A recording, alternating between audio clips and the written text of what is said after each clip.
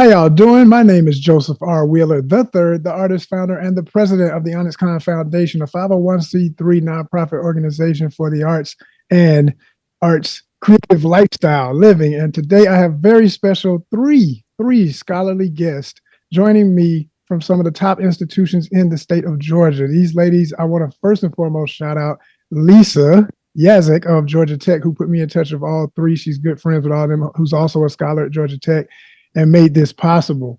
We're here with Miss Nicole Smith from Spelman.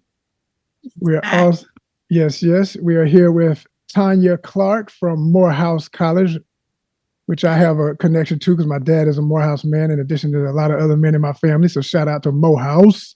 Okay. Georgia Tech, we have Ida Yoshinaga. All right. And so, ladies, I'm going to let y'all give each of you, we'll start with Nicole, we'll cut back down to Ida, and then we'll come back around to Miss Tanya, and just give your, who you are in terms of what you do at your institution, and, tell them all those other letters that go beside your name, and why. Okay. Yes, I'm Nicole Smith, and I am a senior lecturer at Spelman. I'm officially, I guess, Dr. Smith, senior lecturer at Spelman. And I've been at Spelman for about 5 years. I teach Afrofuturism, Black speculative fiction, and as well as composition. And my focus is Black speculative fiction written by women, and that feature Black women protagonists. And so that's what I teach. Some of the classes I teach over there are Black speculative, in addition to freshman composition, are speculative fiction, and I've created a course called Afrofuturist Narratives that just kind of looks at Afrofuturism as a vehicle for, it talks about the ways that Afrofuturism is a vehicle for reimagining, reframing historical events. I love it. Ida. Hi, so my name is Ida Yoshinaga. I'm from Honolulu, Hawaii, born in that town, raised on Maui. So I came very far to live in Atlanta, where I teach at the Georgia Institute for Technology. I am an assistant professor of literature, media, and communication. I specialize in media studies, specifically film and television. I am very interested in not just Afrofuturism, but other forms of Black expression. So I look at screenwriters and producers and directors, very interested in auteurs such as Ryan Coogler, who, everybody knows from Black Panther, but also other directors that we might not think of as speculative, writer, director, producers like Lena Waithe. We don't think of her as speculative, but she does, shows such as Them with Little Marvin.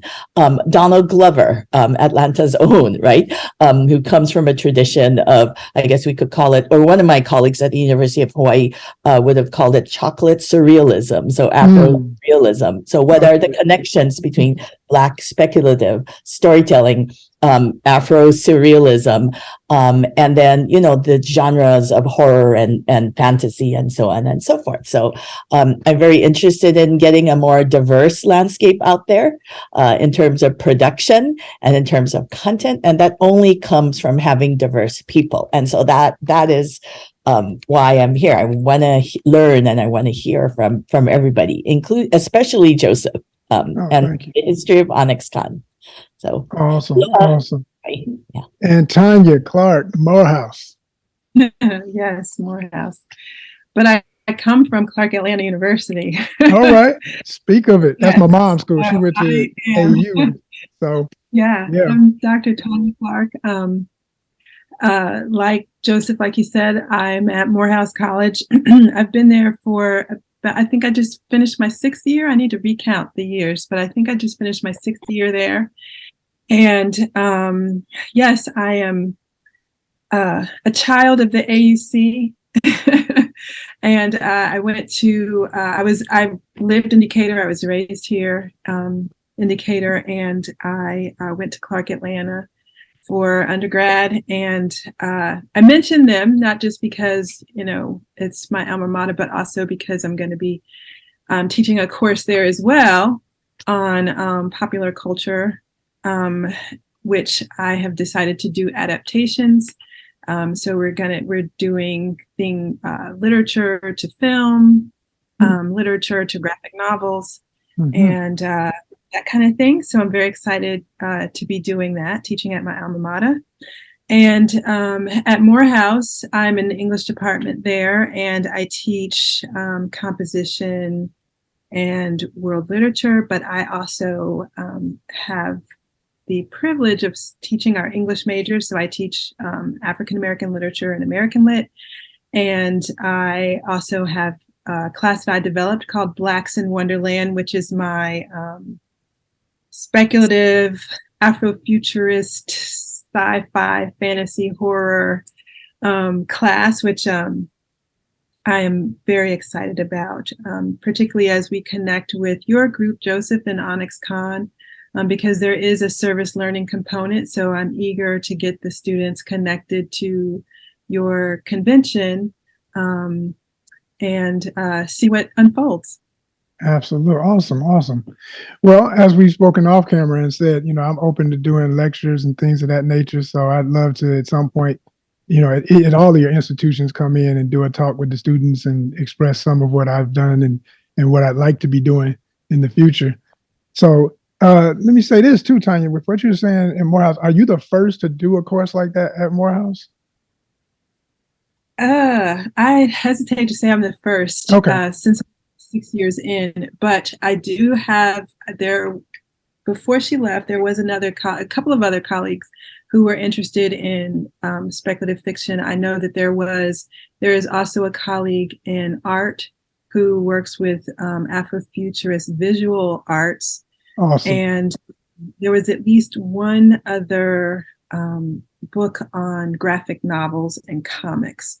But I get the department that it came out of. Now, my Blacks in Wonderland is the first English class that is specifically devoted to Black science fiction and film. So yes, I can make that claim. Well, congratulations for pioneering that, because I've often said, yeah, for real though, because I've often said, in the years that I was deciding on going to college, I didn't have any lack of a Black experience. And I find that a lot of my friends who went to HBCUs, they're either two types. They're either folks who grew up like I did, comfortable mostly around other Black folk, or they weren't around a lot of Black folk and they went to a HBCU to get that experience. So like I say, I didn't like that. So when I made my decision, it was all about what can the school provide me for what I'm trying to do. And at the time, I was hardcore about being an illustrator, about being a comic book artist, a concept artist, what would have probably been a concept artist in Hollywood. And some way or another, that was all I could see for my future. So when I was trying to make that decision, the only schools who had serious in-depth curriculum for that happened to be PWIs. And I ended up at Pratt Institute, which is kind of like, if you know anything about art schools, that's like saying an Ivy League of art schools. It was way too doggone expensive for my parents. I still salute them for even making the effort to get me there for at least a year until I was sick of it and came on back home and finished up at Atlanta College of Art. But I never regret the experience. And, the bottom line is, like, when I look back and tried to keep up with what was happening with HBCU, the only school to my knowledge, and this is still one that I know has a really proud art curriculum and taunts it, is, I would say Howard is definitely one, but especially more for music. And also, oh my goodness, Hampton, my two H's, Hampton. They have because they have the International Review of African American Art, which I've actually been featured in along with some other artists from this vein of what we do with things like ONYXCON and Afrofuturism and everything. That part of what we do is ONYXCON. And so when I found out about that, just that magazine, and it being the only one of it that I know of its kind that covers so much, I was like, this right here, in addition to curriculum, like what you're doing, what all of you doing, that's the future. Like, I've always wanted, I really think about young generations and saying, man, if I could do it all again, they're going to be really set in the next few years. Like, they're going to be able to have options. And if you want to go to a HBCU, there will be some curriculum for someone interested in these lines of art instead of it being like, oh, that stuff, we don't do that, because for a time it was like that. It's like, it was just not even known. So from that, go ahead. No, I was just going to add that, so I got exposed to it as an undergrad at Clark, but it was specifically through being a Mellon Fellow and having to do an independent project. And break that down just to let people know it, because everybody doesn't know what that is. You're talking to talk, Mellon Fellow. Yeah. Yes. So Mellon is one of those pipeline programs for students in certain areas who want to go on to get their graduate degree and become professors. Okay. So I was a part of that program, and you had to do an independent research project. And through working with my literature professors, Dr. Lydell, Dr. Glass, Dr. Bon Hutto, I learned about Octavia Butler. So that was my first exposure, and it was at Clark Atlanta. And unfortunately, at Temple, where I got the PhD, I was discouraged. It wasn't considered scholarly. Wow. Not Octavia Butler herself, right? Because she was fine in isolation, right? Okay. But as a genre, it wasn't encouraged. I wasn't encouraged to study it, to write it, to have it as the subject of my dissertation or my exams or anything like that. So it's been independent research and that I've been working on myself just to get to the point where I am and can teach it and can share it. So I very much resonate with your story. Very much resonates with me because it was the exposure that I got at an HBCU that put me on the path. And then it was, Clark's motto is I'll find a way or make one. And I just, kept making my own way in terms of, this field. That's beautiful. That's beautiful. Okay, Ida, as far as your development and the curriculum that you deal with, how has it been for you because, we've had some off-camera conversations about what it is, coming from Hawaii, coming to Georgia Tech, and you just being so strong about, Asian studies, but also being Asian, but interested in African studies, proudly and trying to see representation for all. Well, I was just talking to Rosalind Nicole about this a little bit earlier, Dr. Smith about it earlier, how at Georgia Tech, we have a Black Media Studies program, which after many years and way late, we finally started and is slowly getting off the ground. But what's also interesting there is it's a place where African-American students from all over the country and Georgia can study cross-culturally. So the students I've had have been, for example, I had a Black female student from Baltimore, a very, established Black community who's totally into K-pop, and she's studying like Korean language and she's studying fandom studies. And because fandom studies really intersects with science fiction and fantasy, then I bring to her as a member on her committee because she's a master's student, that knowledge, right? What does it mean? Why are fans important? Which I'm sure, Joseph, you totally understand. Fans uplift and they identify and they value, right?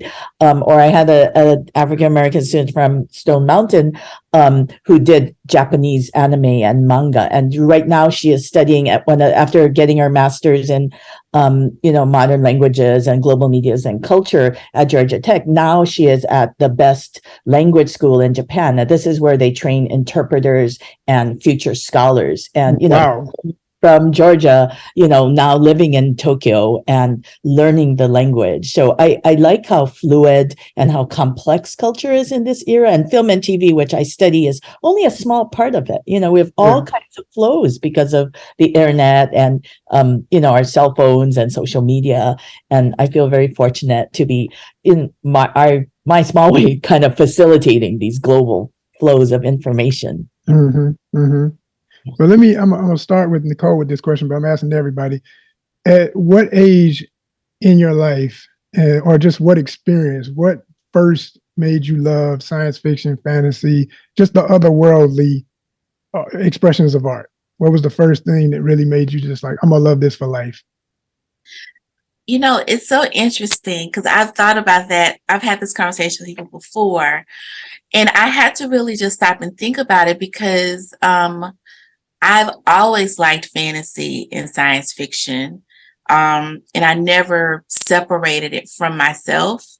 Mhm. And it was only when I reached a certain age, probably puberty, when you start thinking you know everything. It was only Uh-huh. at a certain age that I kind of began to have this sort of separation. But I remember as a young kid, the cartoons that I liked were Dungeons and Dragons, Godzilla. Oh yeah. The shows I liked were The Great Space Coaster. I found a tape of myself when I was 7. It was like an hour long where I had a whole basically variety show where I was just doing all these different things. And so, you know, so it was because, you know, it's the tape recorded with the little microphone. So, Oh yeah, you're taking it there. Uh-huh. so I never really, I've always been interested in this. Whenever, even the books I read, you know, I was reading the tour fantasy books, you know, so I was always, Oh yeah, yes. Mm-hmm. yeah, writing love letters to, not amorous love, but like auntie love letters to Alice Walker and Maya Angelou on so I never, it was always these parts of me that I was always doing. I never saw them as separate from myself. Mm-hmm. So that's part one. And then part two is once I got to college, I just, you know, I think a part of me understood kind of early on, maybe around teenager age, college, that my nerdiness was not necessarily something that was welcome, you know, in a larger community. It made me eccentric, kind of a oddball. So you kind of, you know, put that in a box and, you know, went and read your fantasy stories later. So it was as I got older and discovered, you know, that there were other people. Like I remember going to didn't know about ONYXCON. I would have just been elated, right? I unfortunately found ONYXCON later, right? But you found I found it. Yeah. But I remember going to DragonCon where you would see a Black person and you would like, oh my God, it's a Black person, you know, Right. and like that just shows like, you know, so that's part one. But part two of it is that I had separated myself from it, put it in a box so much that when I went to grad school and trying to figure out what I wanted to study and talk about, somebody had to kind of convince me to do Afrofuturism, because at the time, you know, I didn't think I could merge the two and, you know, make a living teaching. And so that it was, as I was maybe in my 20s or 30s before I really understood that I could bring those two things together, right? So whenever I see young people who are interested in this genre, whenever I learn about, you know, and am able to support efforts like ONYXCON, I'm always excited because I think it's awesome that when young people are able to fully participate in it and then decide how they want to follow their interest, whether it's illustration, costume design, author, filmmaker, you know, educator, you know, they can incorporate, you know, marry those two together. I love it. I love it. Anybody else, just chime in. If you're feeling it, go for it. So I'm feeling it because as soon as you said that, my mind flashed back to the D&D sessions that we used to have as children. Oh, y'all hardcore. You rolling the dice. Look at it. Yeah, my brother was the dungeon master, and we had all these rules that couldn't be interrupted. We had to have bathroom breaks, like scheduled bathroom breaks, right? So, and we would be at it for hours. our friends. I was the only girl. I was the only girl. It was all his friends and me. And and we would just be at it for hours. And even as adults, like as in grad school, I would come home, and Nicole and my brother and his wife, we would have these long game playing sessions where we're playing, either Wolf or Magic or Arkham. Wow. And we would go into the wee hours of the morning, just, playing these games. And it's a holdover from when we were children. And I have very vivid memories of walking to the corner store with my brother, where he would go and buy all these comic books and comic books that he still has, that my parents just had to make him get out of their garage, maybe as late as 4 years ago.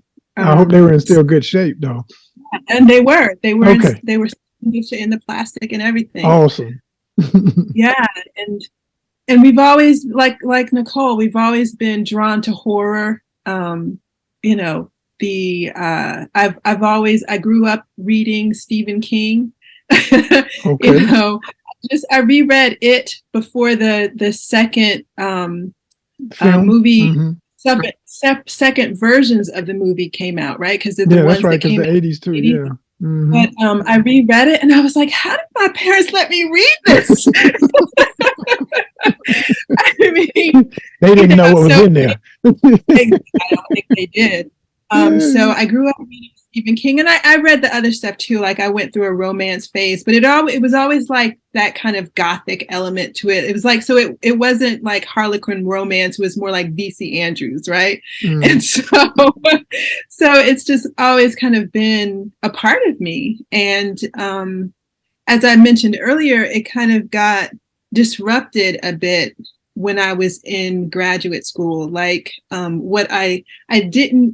while I was very clear that I could go to school to be a professor and talk about books, and I loved reading and analyzing and thinking about literature, what I didn't know I could do is that it could be about this stuff, the fantasy and the science fiction and the horror, and that was legit. So it got disrupted a bit for me. And I had to just find my way back to it. And interestingly enough, I found the author who I wrote my dissertation on, Pauline Hopkins. She is usually read as Gothic, but she does have these elements that we are now viewing as Afrofuturist. And so I was, even without kind of being aware of the formal conventions of the criticism, I was still drawn to her work and her literature. So it was kind of always in me, but it just kind of got buried in some critical grad school years. And so like Dr. Smith was saying, when I see a young person who is interested in it, I sit them down. I'm looking for a Mellon mentor so I can get someone into the Mellon program under this same kind of work. Because I don't want anyone to have to split themselves, like Nicole was saying. It was all part of her. And if we can get them to carry that over into what they want to do professionally, then we're all winners. Yes.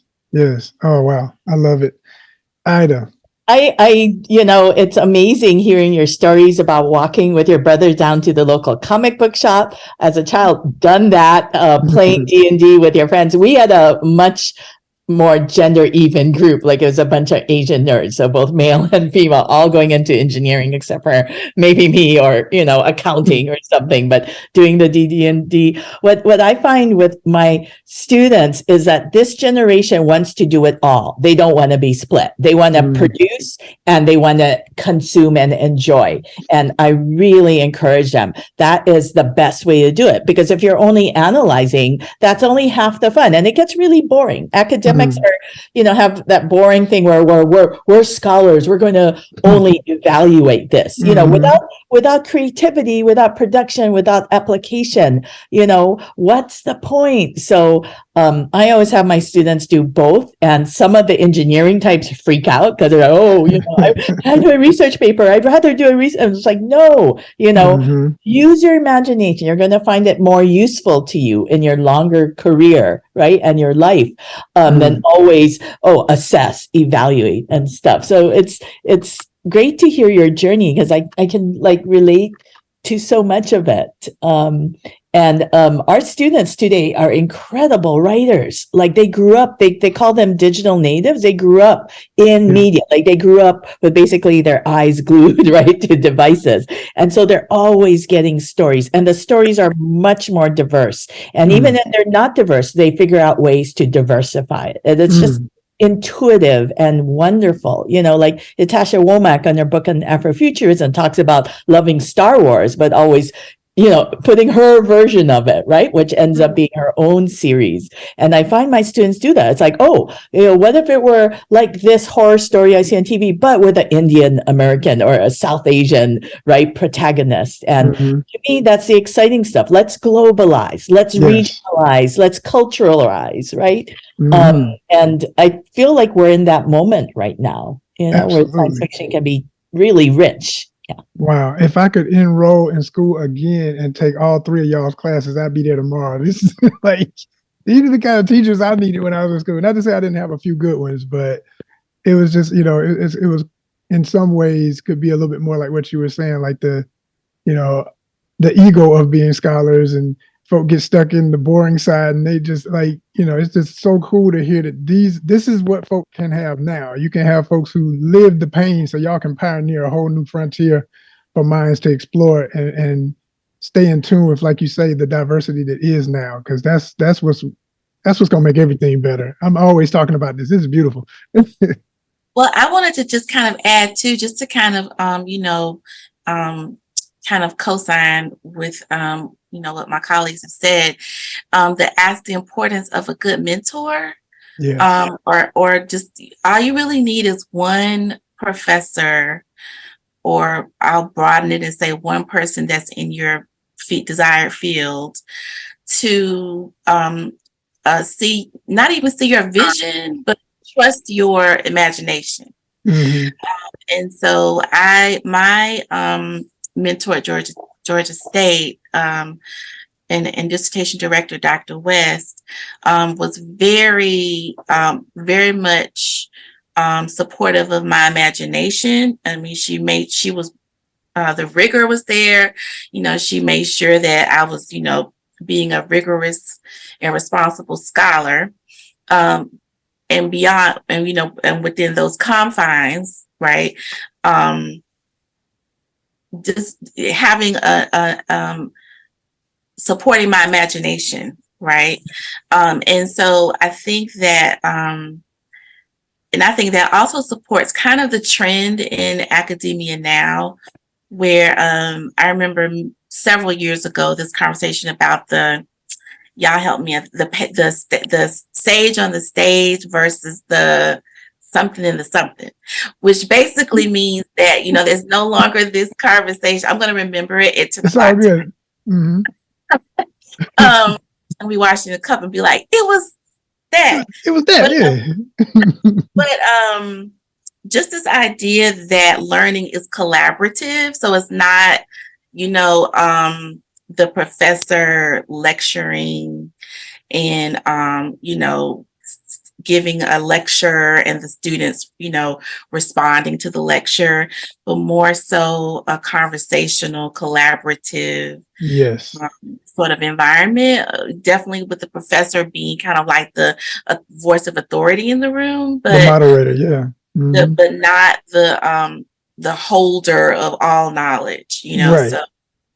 So I think that really dovetails nicely in with conversations around how to bring speculative fiction into the curriculum, and the different ways to do that. Absolutely. So as far as Ida, I was going to ask you in terms of film, because I'm interested about that, being an actor, writer, producer, doing the things I'm into. have you been able to get involved directly with any of the local film industry, or has it all been just from what you're doing in the classroom? So I've been starting to work with Amanda Ray, who founded a local. She's African American female, very brilliant, and founded a film festival. I think it was 2016, called the Atlanta Sci-Fi Film Festival. She brings in a lot of industry people. Her focus is very much diversity and all types of people of color. So she founded with the festival the Multicultural Science Fiction Organization, and so she had, for example, me talking with female makeup artists who worked in like Game of Thrones and, horror movies and stuff. And we talked about, the sexism in the industry, post Me Too. So I've had those small industry contacts. I really want to build more for my students in screenwriting. So I'm going to be working with Amanda and some people in our film production program in Georgia Tech, to try to make, especially through, screenwriting contests, some industry contacts. Awesome. But I've been so lucky. Like, our students are so imaginative. So the next step is to build those and to make it viable. I love Diallo Riddle's work. That's my I mean, I watched Southside back in Hawaii, and so it's amazing to me that somebody who knows. Oh yeah, that's one of my day ones. And shout out to Diallo Riddle, Bashir Salahuddin, the heads of Chi-Town, of Southside, but also Sherman's Showcase. If you've never seen one of those shows, check them out. Especially Sherman's, as far as relatability to science fiction and whatnot, because they throw in their quote unquote nerdy geek side to the show. It's all obvious when you're watching the show. They give a total homage to stuff like Soul Train and Solid Gold and all that, but then they also bring in elements that remind you of the Electric Company, even the Sesame Street, or anything else that, just how the Electric Company would just juxtapose all kind of stuff together. Yeah. That's kind of what that show is. It's a variety show in that way. So, and for me, it's a very dear show because I was offered an opportunity to became my SAG eligibility to be on that show. So yeah, that's a definite great one.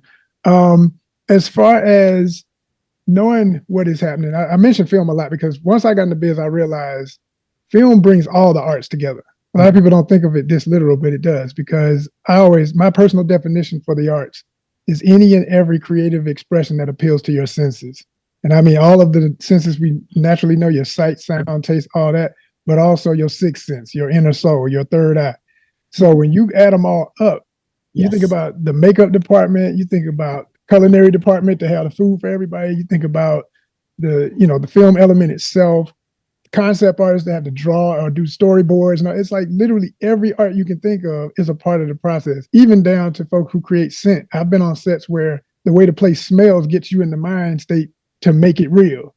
Like, they're burning certain things in the air. Like when we did the Lego scene for Captain America, I'll never forget, they had these little crystals that they were burning. It was getting on everybody's nerves because some people got allergic to them, but it gave this interesting smell. It wasn't a bad smell, but it didn't smell like food, but it was meant to look like barbecues in the marketplace with smoking food. So you really felt like you were in a marketplace every day on that set. Like you didn't not feel like you were in what you were there to do. So it's a real thing. And so I often wonder too, I often say that as colleges grow in this new Georgia, I hope all the institutions are getting directly involved with that industry and understand what it could do for their students coming out, having careers in it. Because it's one of those things that even if you don't stay in it, it could be a stepping stone to other things. Right. For me, I'm super excited about Dr. Clark's adaptation class because I'm interested in the politics of production. So, for example, you have a text like Candyman, which is written by a white British gay man, right? But at that time, he was involved with an African-American photographer who was his partner or spouse for many years. So Candyman comes out of that, right? But in the 21st century, what does Candyman look like? It's no longer white male directors. It's Black writers, producers, and it brings a depth to the content that was, I love the original, but I think the remake is super powerful, right? Yeah, I do too. It's on the syllabus. Because awesome. I see it like it's doubly adapted, right? So there's the original to the to the new film, the new version of the film, but there's also the they take the storyline from that first film and they adapt it for a 21st century audience. So it's not just what's going on with, to make the film and how it's been changed, but also just the content of the film. So I see it working in so many interesting ways. It's a graduate class, so I'm hoping that, being at that level of higher education, we'll be able to really kind of dive into, and Ida, we'd love to have you come talk. Joseph, I'd love to have you come talk. Sure. Because film isn't my area, so when I tend to talk about film, it's as a consumer, not as, as a critic or as someone who has studied the nuances of film. But I will be using critical pieces to help us kind of pull out how we can analyze film. But yeah, Candyman is absolutely one of the adaptations. That is so awesome to hear, just because not only did I love the original film, but the new one too. And even the ones between had moments that I enjoyed. So altogether, I just love the character. And Tony Todd is an absolutely amazing thespian. I love that man's work in general. A lot of people don't know. All they know is Candyman. They don't know Star Trek. They don't know some of his off-brand films that he's done that you would just have to go look for. But he's always on point, generally. Tony is the man. But when I found out about, they had to know that what you're doing is literally, at the end of the film, they mentioned that they have an organization. I forget the name of the organization for the new Candyman. That they wanted scholarly dissertation about the film. They wanted it to go into the scholarly world and become curriculum like you've made it. So to know that you're part of what they wanted to happen is just so awesome to me, because John Jennings, who's also a scholar, I know all of y'all know who he is, good friend of mine, and we did a talk about Candyman. It's right here on ONYXCON's feed. And you can check that out. And we break down the whole thing. And John goes in, just like what Ida just said. I didn't know that I didn't know the original writer was a white guy from, what was he? He's English, from London, right? But yes. I didn't know anything else about him other than the original story was like, I think it was just like a short story or a poem or something. They got, adapted into the original film, and then on and on. But I didn't know all this other stuff about his history. So, John is that kind of scholar too. He's gonna give you all that other stuff, and like, you'll see me in the interview saying, wait a minute, what now? What happened? Oh, I didn't know. And then he starts bringing up notes and comparing, Easter eggs of other films. I'm like, what? Oh my God. This is why I like talking to my professor friends, because, I'm kind of like what you said. I'm casual about it, but at the same time, I'm deep. Don't test my way. I can show you I'm a Jedi, but I just don't walk with that all the time. I like to just relax and have some fun, But yeah, he went in on that one. And I really loved it, because by the time you get to this new one, what my man Jordan Peele is doing is just phenomenal all around. I mean, that man is the truth, y'all. It's like he's a genre in himself, and that's I'm so proud to say that of an African American man, because it's like he already deserves the same kind of respect you hear people say when they talk about Kubrick or some of these other folks that have that, like, they're genres in themselves. Like you said, Kubrick films, you know what I mean? You talk about what's my man who did The Birds, Hitchcock. When you say these names, all you gotta do is say last name, and everybody's yes. Everybody just he's there. And some folk are giving him that credit. Other folk want to pretend like he's not already there. That man he's got his flowers, whether y'all giving him or not. That is the dude. And so I just like the fact that he does not care whether or not critics like it or not. He doesn't care if y'all don't get it. I got our platform. I'm still going to come out with another one, whether you understand it or not. It's just, but I guarantee you this, it will be studied in colleges, not just popcorn throwers. It's like, and that's not this either side of it, but it's not as limited when you take it to the level where people are literally studying what you had to say. I love it. I want my films to be like that when I reach critical peak. That's what I'm reaching for, that kind of love. I love that.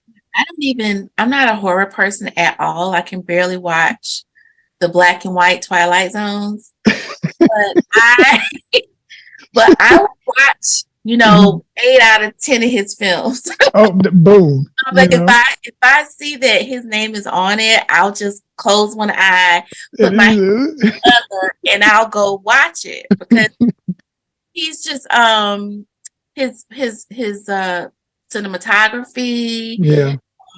his concepts, his nods to Black culture. Mm-hmm. Sometimes not, sometimes outright conversations with Mm-hmm. Black culture and popular culture. It's just it's layered and it's not heavy-handed. Exactly. And if it's heavy-handed, you know it's on purpose, right? So it's, you know, so I just think he's really I agree with you. I just think he's brilliant, and I bring him up to students often, you know, with, you know, and I don't even like horror, but this person's horror, you know, this is definitely someone to pay attention to. That's right. Are y'all familiar with, because now you just got us, we just straight talking now. It ain't even gonna be an interview anymore. We just gonna talk. Have y'all seen, but before I ask about the movie, do y'all know, I'm trying to think if I think she's a professor. I know she's a filmmaker. I forget if she went into the scholarly element. Put it like this, she could be a professor, but oh my gosh, she did a documentary about the history of Blacks in horror and science fiction. Robin means Coleman. No, but thanks for dropping another name that I need to know if I don't already know, and I look back and be like, oh yeah, you know. But Asli Dukan. Yeah. I was gonna say Asli Dukan. Do y'all know Asli from Philadelphia? Look her up. Look her up. Yeah, not yet, right? Yeah, she'll be so happy I mentioned her. But I met Asli years ago via the East Coast Black Asia Comics Convention, ECBAC, ECBACC in Philadelphia, which was one of the main influences of why I even started the convention part of ONYXCON. When we started in 2009, it was because years before I was going up every May to be a part of ECBAC. And she's from Philly, to my knowledge. And she did a film, you know, a cover of that. And she was one of the first people to introduce me to the film through her film, Ganja and Hess. Have y'all seen Ganja and Hess from the 70s? You know what I'm talking about? I've heard of it. I've heard I don't know. I had deep in it, boy. I just deep. Love it. I mean, all respect to Spike Lee, but the original blew his version out of the water. I mean, his wasn't a bad film, but the original. I think you got to see stunning. both, but I know what you mean. It's like it's two different worlds, but from the same. You know, of course, he's based it on Ganja and Hess, but Spike Lee, when he did the Sweet Blood of Jesus, I think it was, or I always mess up the name. I think that is it. Did I get it right? But yeah, did y'all ever know about that film? Okay, so it was a Spike Lee joint that was lesser known, obviously, because it came out like, I don't even like this phrase because I'm like, all film is art, but you know, art house film. Like, all film is art. Anyway, but it was one of those. Not mainstream and not in every theater, only in that one theater in Atlanta and all that kind of thing. Capitalist terms. Yeah. Right. And so speak. So yeah, he did a thing with it and reinterpreted it. And I think he did a great job, definitely. But like Ida says, if you see the original, it's like, oh my gosh, it's like a lot of stuff from the 70s. One of those unexpected, like, what in the heck am I watching right now? Like, you know, but it's good. It keeps you to the end and you still watch it all.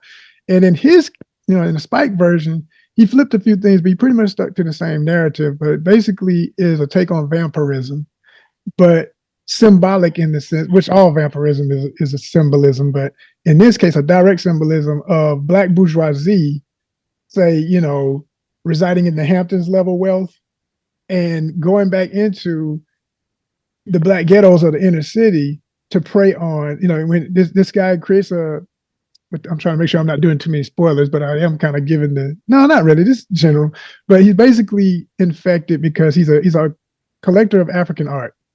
And he discovers this sword from a tribe that supposedly had a blood cult. And the blood cult basically turns people vampiric, but instead of them biting folks, they just, if blood is drawn, they still just drink the blood or lick it off you or whatever. And so he didn't know this about the sword when he acquired it in his collection, but then it enchants him, so to speak, because it's got a spirit on it and it turns him. And it's turned other folk around him, so he didn't really understand it until it happens to him. But it shows, it's really just a metaphor for, like I say, the different classes and the mental of how people will prey on who they say they love so much, but then you're preying on your own folk kind of thing. You know, it's heavy. It's heavy. And Spike totally understood it when he reinterpreted it. But I think, you know, in some ways, I think his reinterpretation explained the first film better than the first film explained itself. That's my opinion of it. But it's really good. You got to see both. Really good. I know I got y'all looking now. You're like, oh, I'm going to get this. Well, I was just thinking, anytime I hear vampirism and Black people, I always think about Kendra Parker has a book about vampirism, and a part of the book at least connects it to Octavia Butler's work, and also Susanna Morris has a really good essay. I think it's called Black Girls Are From the Future, where she talks about vampirism and the difference between vampirism in a vampirism that has like this sort of European origin, and vampirism amongst people of color. I think it might be African diasporic in particular, because she's pulling an Afrofuturistic sort of critical frame, feminist critical frame. And so so I always think about what it means for vampires to show up in within the African diaspora and how that looks different. Of course, Octavia Butler has fledgling, you know, so I always think about, and who was that, Jewel Gomez, I think also has a lot. We could name a lot of people, but I would be remiss if I didn't name those two. And so I'm always, you know, whenever I hear conversations around that, because I think, of course, you know, Robin Means Coleman, I teach a class on Lovecraft Country called Subverting Lovecraft. And so, you know, we reference horror noir a lot. And so there's always this, Robin Means Coleman has this conversation about Blacks in horror, and how Blacks in horror, in film, in literature, are, because Black production is often, in the arts, is often a conversation about, is often a plot, or is often a plot that has a narration, conversation about Black people, and you know, identity and community, and how we engage ourselves, whether that conversation is in response to racism and oppression, or whether it's a conversation that doesn't even acknowledge racism, oppression. But you know, that conversation is always gonna, even in its ignoring it, is always going to be some sort of awareness, right, of being othered. And so the ways that shows up in horror, which is a new thing for me, because as I just explained, you know, the way so it's new for me and I'm fascinated by how that conversation shows up in horror, and particularly as it pertains to Black women. Kenitra Brooks, I discovered Kenitra Brooks, not discovered, but I found Kenitra Brooks's book, Searching for Sycorax, which is a whole conversation about Black women in horror. And so it's, you know, so the gender focus and the racial focus is always interesting, you know. It's amazing the things that we accept as default in fiction, and when you kind of begin to consider that it's not the default, it's just it's a perspective that's been, you know, delivered as the default, and overimposed because of the dominating culture, you know, straight up. And I always tell students, you know, Black people are not the only people having this experience. I always say, I'm a Black people and I'm a woman, so this is what I'm talking about. But we can have the same conversation in all kinds of communities that are not, you know, white, you know. And even I'm always, I feel everybody ready to go. I'm just getting hyped because we in it now. We in it, you know. But you know, it's just like, I say this all the time too. I was like, the biggest disservice to quote unquote white, because first of all, we all know these terms, white, Black, yellow, red, whatever. These are racial determinations, which has nothing to do with the reality of humanity. We're all about genetics, cultures, ethnicity. All that was created. We all know this. But when you stay in those little pockets and then somebody is the dominating culture, my biggest gripe all the time is seeing even quote unquote white being only defined as English, or American white. And that's it. Like, and I'm so proud and I always say, what if you were to see just like the lady, I forget her name, who made My Big Fat Greek Wedding, who I love the first and second, especially the first film, mainly because she had not only her real family, but she's like, no, first of all, you're going to see what real Greeks look like. Ain't nobody going to be up here talking about I'm Greek and you're not even Greek. It's like, this is us. This is how we really look. This is how our hair really is. This is how all of these things are. Do the same thing with everybody's culture, but take it into every genre. Do that with science fiction. Do that with fantasy. Do that with anything we're talking about.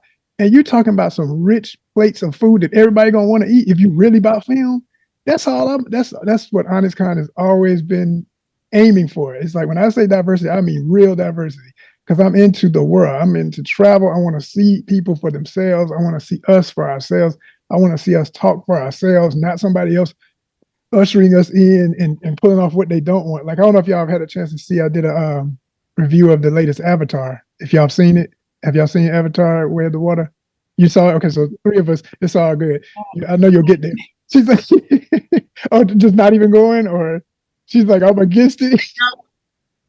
I already know what it is. No, thank you. Did you see the first one even? I did. Okay, so you got reason. So you're still in the conversation. We can talk though. So she is like, and we don't mean Wakanda. He's like, nope. Anyway, she's like, okay, first and foremost, check out my review if you haven't seen it. But I laugh because you go back and review yourself, and a lot of times I don't edit myself I do edit, but I don't edit myself as much as I used to. I like to just let it flow because I've found that I get a better response when people can really hear what I think. So I kind of went off like at one point. I laughed at myself looking back at it. I was like, boy, you went there, didn't you? But I had to say it because I was so frustrated with, when you're in the industry and you know how it goes, and then you see time and time again, basically the way I put it is, okay, great liberal intentions, but the same pullback and not enough emphasis on who's really wrong in this and making the bully and leave it at that. Like, I was like, it's always soft-handed. It's like, we're going to salute imperialism, but at the same time, down with this. And it's like, whoa, just call it what it is. And then on top of it, when it comes to the casting and the writing table, you're depicting basically African, Native American, indigenous peoples, and now Polynesians. But when I look at the cast, there's like, I can count maybe 3 Maori, but you got all these straight up Maori aliens. Let's just say they're Maori aliens. And then these African diasporic native peoples that are supposed to be the wood Navi. I said, this cast I should look at IMDb and just see nothing but black and brown faces and yellow faces and whatever, but just flowing. It should not be this whole little bit here, a little bit there. And then and you're playing with people's elements and making billions. Wouldn't even be mad if it weren't making billions, but these are the biggest films made. Enough is enough. It's like, you either go come with it or leave it alone. That was my perspective. And that's how I was speaking on it. So yeah, it's just like, I'm just at that place now. And it's, go ahead. I'm sorry. That not only are you, kind of borrowing, tidbits and snippets, these indigenous and black and brown cultures, but then you're framing it within a context that is what I saw as American teenage angst. I was just so bothered that all these small aspects, we had just talked in a chat group of mine about the term, and I forget what the term was, but it's the I see you. So like when African people greet one another, they greet one another and with the term that basically translates into ICU. And that happened a lot, you know, in the film. Yeah. Right. So you have these moments like that, you know, like you said, where you're just borrowing from the things that the general population can pull out and recognize as being coming from a cultural standpoint, right? So that they can kind of applaud themselves for doing that. Mm-hmm. But the film itself, like you said, the plot, like special effects and things like that are only going to take you so far, right? Right. But right. the plot is basically, in my humble, you know, analysis, a film about teenagers who don't listen to their parents. Okay.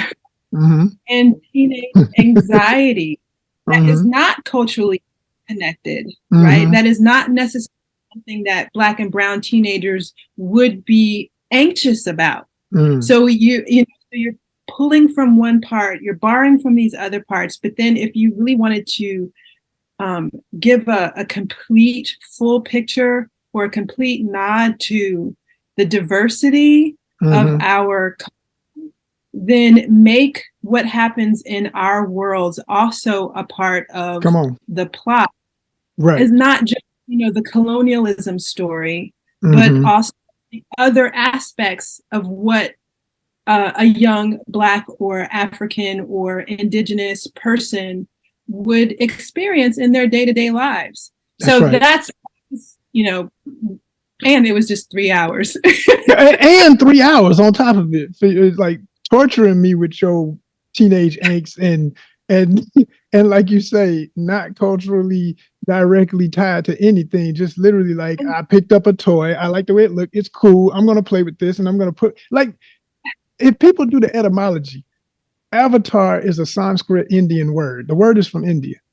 It literally means to become what you're being metaphorical of, the soldier who becomes a Navi because he takes the body of a Navi and all this. So you're becoming something else in another form.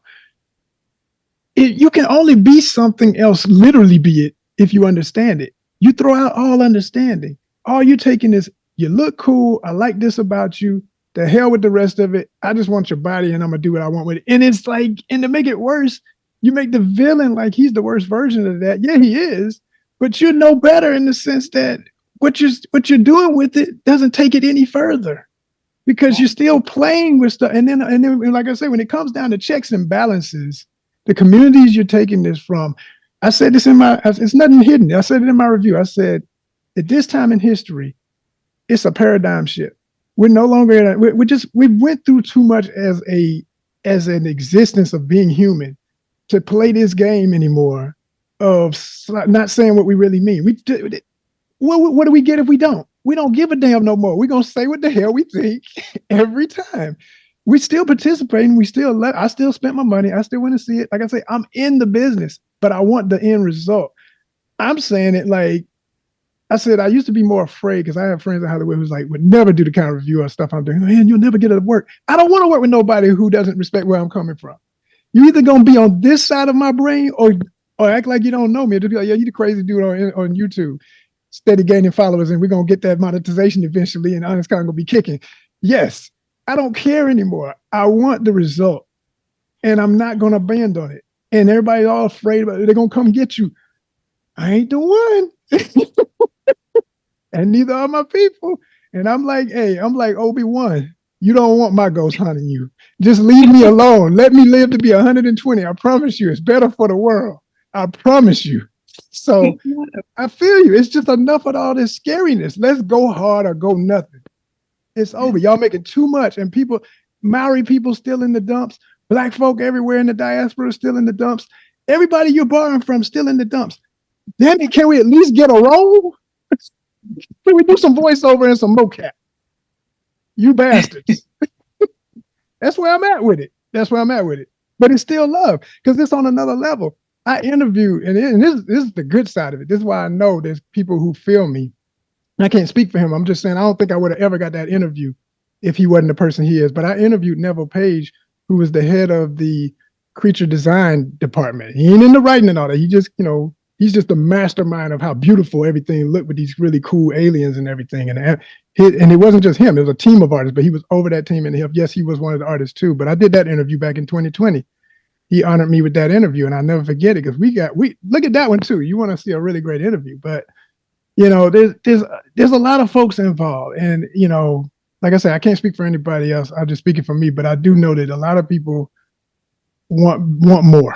I mean, to my knowledge, he wasn't involved with this second one. He went on to do other things, but it's still historic. And I always say, that the way it looks is amazing. There's a reason it became what it became, because it is a spellbinding visual. Oh my gosh. You put it on mute, I could probably watch it without getting too disgusted, but I would still know what I'm looking at. I would get annoyed every now and then too. Like, I bet I know what they're saying right now. God dog it. It would still get on my nerves. But so yeah. I'm gonna say this and I'm gonna be done. I really was irked the most with little young Tarzan. No diss to the actor himself, but that character was driving me crazy. I was like, what is with this? Oh my gosh, this is Tarzan. This is freaking Tarzan. So that was just too much. She's just like, that's why I ain't seen it.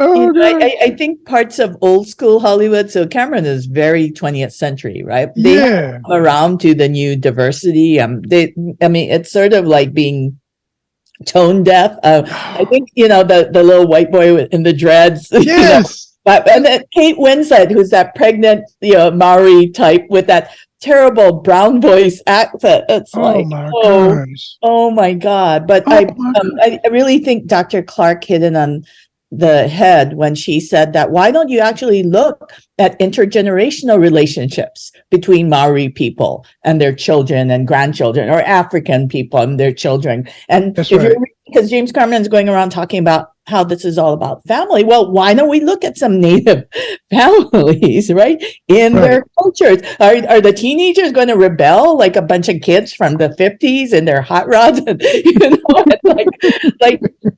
why isn't there an indigenous or African screenwriter or producer or director? That's why it really matters. Like, who does the adaptation, right? Like, you can have, like with the Candyman situation, an okay property elevated to an excellent property, right? You switch out like who's doing it. And I don't really have much of a fingerprint of Maori people or Pacific people in this movie that's about the water, which is basically a repeat of Moana. Moana is based on True Grit, the Coen brothers movie. A lot of its DNA comes from that. They didn't think to look at Pacific people's, relationships with the ocean. They consulted a bunch, but when it came to the actual writing, they didn't end up with a lot of cultural content. So it's this kind of bait and switch, like, all these visuals that we've stolen from, and all these sayings that we've stolen from indigenous people, but we want a Hollywood story.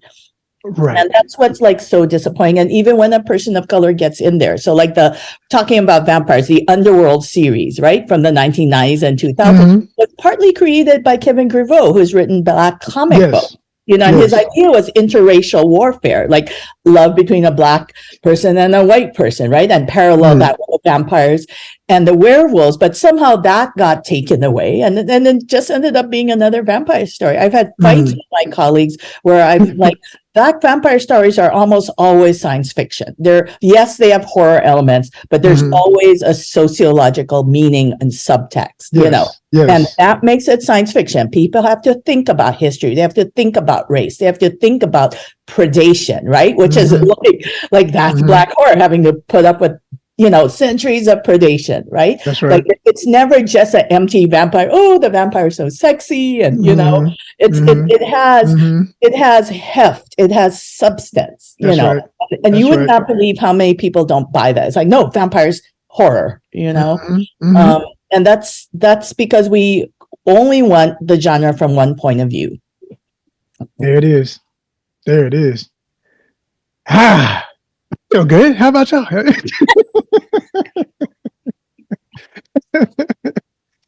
Oh my gosh. Nicole, what are you going to recommend to your students to read or see instead of Avatar? Everything else. Oh man. No, I would say to them, if you want to see it, but just understand that it's my assumption from the first it's a rehash of an imperialist, colonialist narrative. Mhm. Beautiful, with beautiful visuals. Yeah. And so so I would say watch it. If you want to watch it, just watch it with a critical eye. That's right. Spelman That's has right. a 2-semester course called African Diaspora in the World, which I taught for a couple of semesters. And, there's these hefty conversations around imperialism and colonialism and capitalism and imperialism's role in colonialism and the Indian Ocean and transatlantic slave trades, and the idea about race and gender being constructs, and those sorts of things. And so I would tell them to bring that sort of framework to their viewing of the film. I would also point them towards Wakanda Forever. Mhm. I'm not suggesting that doesn't have any flaws. Mhm. The glamour, I still have the glamour of it, so I don't see any. But maybe in 3 years, or I talk to different people, I'll hear some criticisms that that make me that kind of enhances my critique of the film. Mhm. But I feel like the way that they had the conversation about an indigenous community, it to me, Mhm. borrowed Dr. Clark's preamble, in my humble and I'm going to add uninformed opinion. It seems to be a more considered perspective of an indigenous community from the inside out, Mhm. not from the outside in. Mhm. Mhm. So if I Mhm. were going to direct them to something, that's the first thing that comes to mind. Again, at 10 o'clock tonight, I'll probably think of 3 more examples, but the first thing that comes to mind is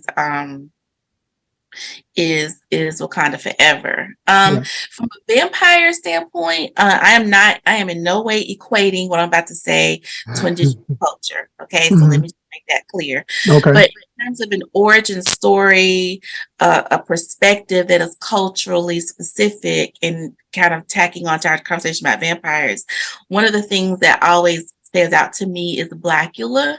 Oh, I love Black. Because Oh of, man. listen, Yeah. I love camp. I recognize it Right. Right. very much blaxploitation. However, what I really like about that film is the origin story of the vampire.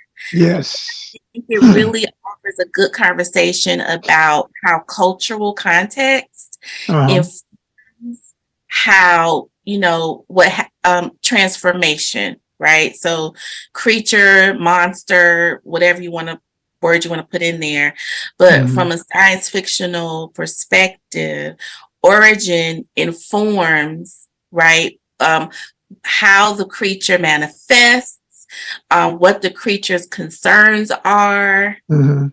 Mhm. maybe even who the creature's victims are, right? Yes.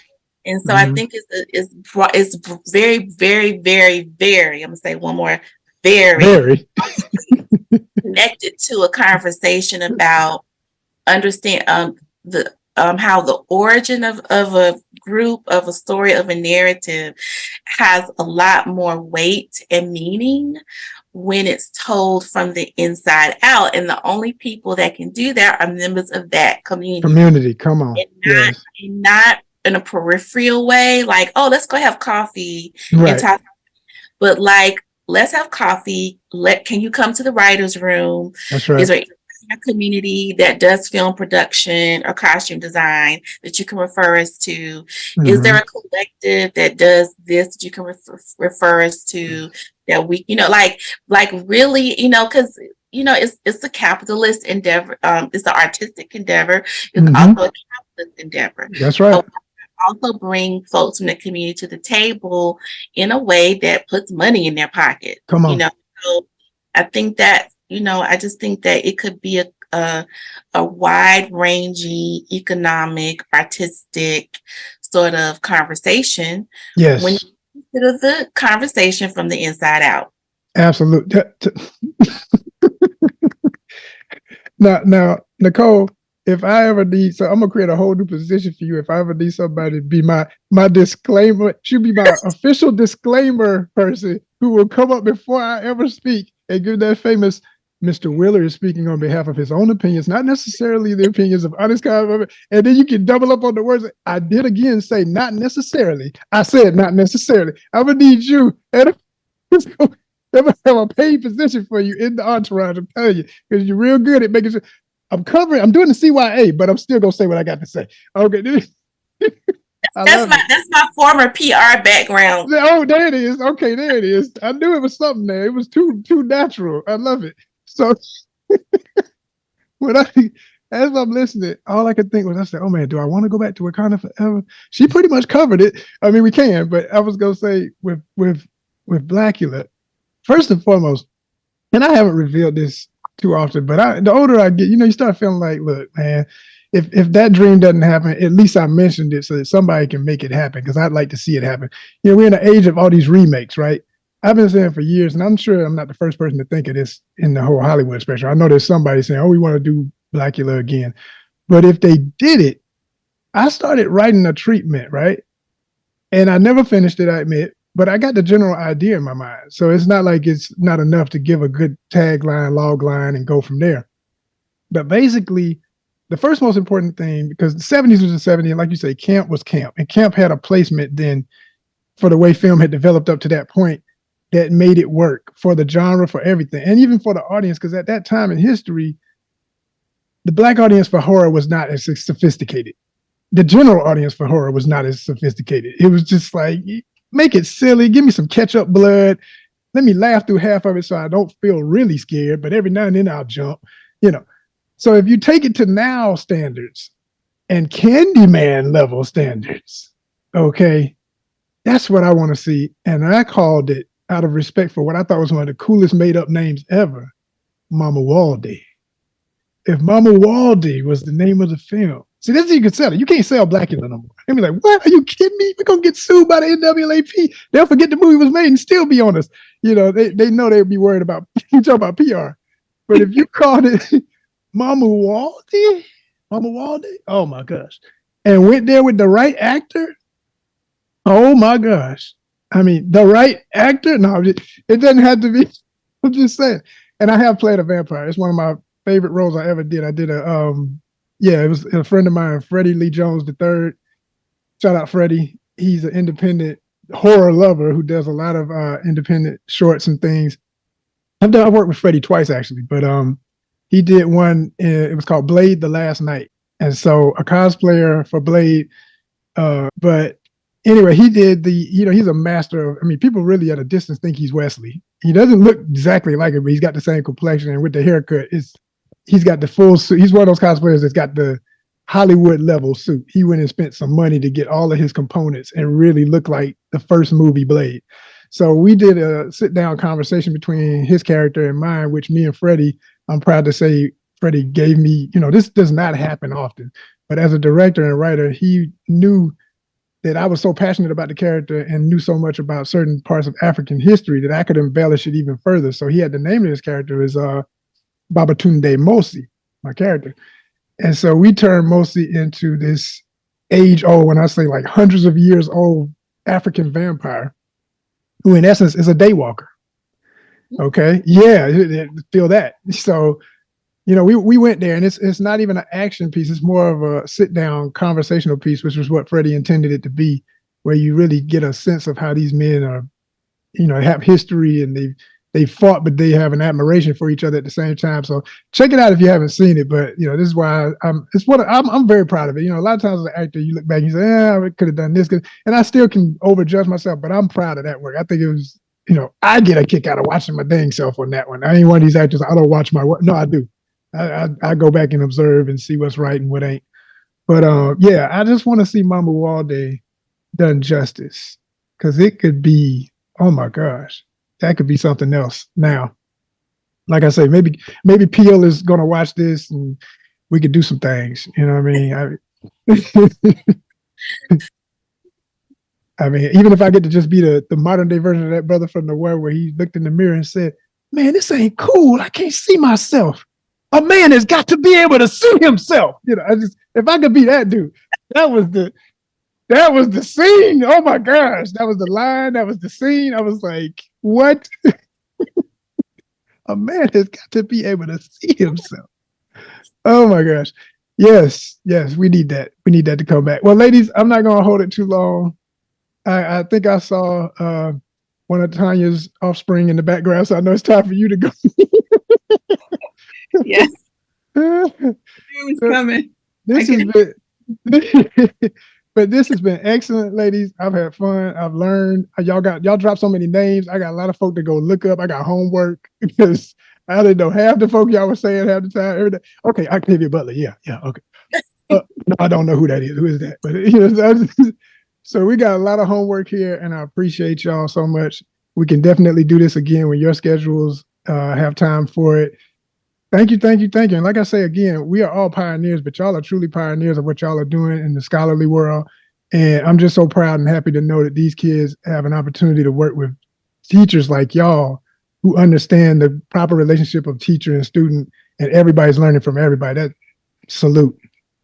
Thank you so much. I enjoyed it. Yeah, this has been great. Indeed. Thank you. No doubt. It's been another one, y'all. ONYXCON exclusives. Peace.